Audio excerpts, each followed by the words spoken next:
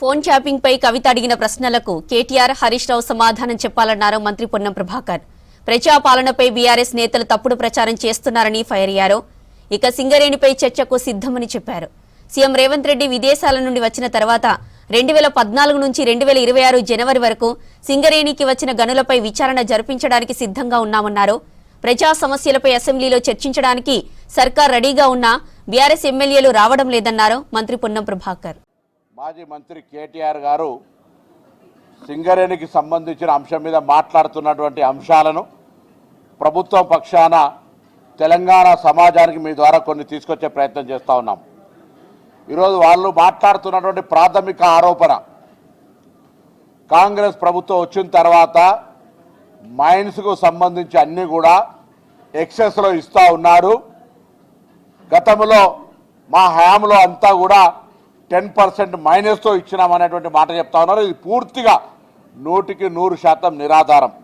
నేను ఒక్కొక్క మైన్ పేరు చదువుతాను. బహిరంగ చర్చకు సిద్ధము.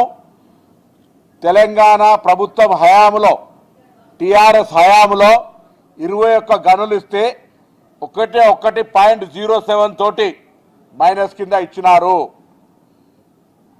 ఒక్కటి కూడా మైనస్లు ఇవ్వలేదు. దాని పరంపరలో భాగంగా తెలంగాణ ప్రజాపాలన ప్రభుత్వం వచ్చిన తర్వాత 4 మైన్స్ ఇచ్చినారు. వాళ్ళు ఇచ్చినటువంటి ఎక్సెస్ రేటు 38% దాకా ఉంటే మా గతంలో ఉన్నటువంటి యావరేజ్ 3%, 2% కంటే ఎక్కువ దాటనటువంటి పరిస్థితి ఉంది.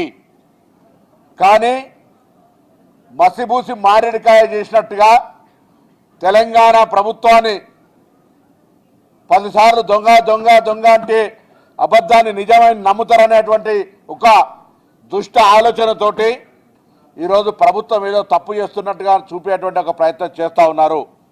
సింగరేణిలో జరిగినటువంటి అన్ని వివరాలను మీకు తెలియజేస్తూ ఉన్నాను. బహిరంగ చర్చకు కూడా సిద్ధం. ఈరోజు రేవంత్ రెడ్డి గారి బావమరిది ఆయన గనులకు సంబంధించి ఆయనే టీఆర్ఎస్ ఆరోపణ చేస్తూ ఉంది కాంగ్రెస్ ప్రభుత్వం వచ్చిన తర్వాత. ఈరోజు పాత ప్రభుత్వంలో వెంకటేష్ కని కోల్ మైన్ కింద ఓబీఆర్ కాంట్రాక్ట్ కింద 2022లో ఆ రోజు సింగరేణి కాలరీకి సంబంధించినటువంటి టెండర్ తీసుకోవడం జరిగింది 4.34 ఎక్సెస్తో. ఆ రోజు కూడా సింగరేణి కాంట్రాక్టర్ అయినా.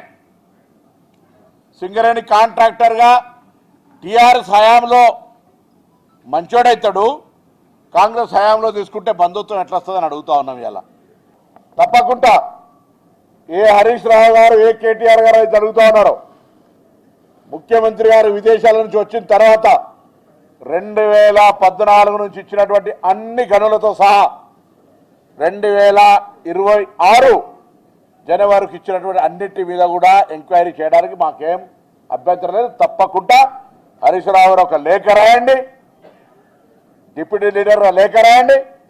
డెఫినెట్లీ ఈ ప్రభుత్వం పారదర్శకత్వంగా మొత్తం సమాచారాన్ని తెలంగాణ ప్రజల ముందు ఉంచేటువంటి ఒక ప్రయత్నం చేస్తుంది.